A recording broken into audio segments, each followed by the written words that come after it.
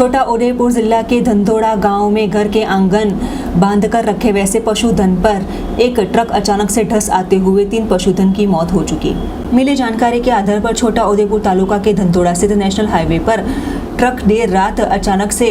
घर के पास धस आते हुए घर के आंगन में बांधकर रखी वैसी 2 गाय और 1 बैल की मौत हो चुकी, जिसमें मिली जानकारी के आधार पर धंधोड़ा गांव के पास से गुजरते वैसे नेशनल हाईवे नंबर 56 पर 2 बड़े बम्प रखे गए हैं। बावजूद देर रात अचानक से छोटा उदेपुर की ओर से पावी जेतपुर की ओर जा रही वैसी सीमेंट से भरी एक ट्रक चालक ने अचानक से स्टीयरिंग पर से काबू खो देने के बीच